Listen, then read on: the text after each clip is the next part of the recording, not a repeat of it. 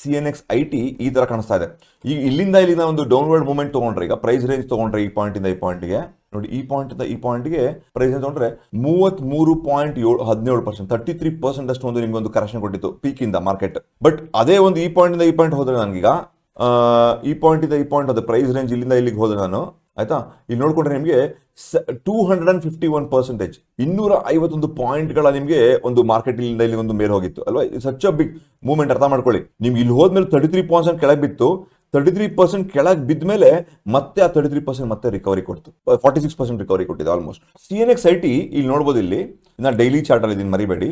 CNXIT ಈಗ ನಮಗೆ over all ಇದು ಒಂದು ದೊಡ್ಡ ವಿಷನ್, ವೀಕ್ಲಿ ವಿಷನ್. ಇದು ನಾನು ಡೈಲಿ ತೋರಿಸಬಾರ್ದಾಗಿತ್ತು, ತೋರಿಸ್ಬಿಟ್ಟಿದ್ದೀನಿ. ಸೊ ವೀಕ್ಲಿ ವಿಷನ್ ಅಲ್ಲಿ ನೋಡಿದ್ರೆ ನಿಮಗೆ ವೀಕ್ಲಿ ವಿಷನ್ ಅಲ್ಲಿ ವೆರಿ ಬ್ಯೂಟಿಫುಲ್ ಆಗಿ ನನಗೆ ಒಂದು 1 2 3 ಆಗಿ, ಒಂದು 4 ಆಗಿ, ಇದೊಂದು 5 ಆಗ್ತಾ ಇದೆ ಅಲ್ವಾ. ಈ 5 4 ಅಂತ ನೀವು ಕನ್ಸಿಡರ್ ಮಾಡ್ಕೋಬೇಕಂದ್ರೆ ನಿಮಗೆ RSI ಹಾಕೊಳ್ಳೇಬೇಕು ನೀವು ಡೈವರ್ಜೆನ್ಸ್ ಗಳು ನೋಡಕ್ಕೆ.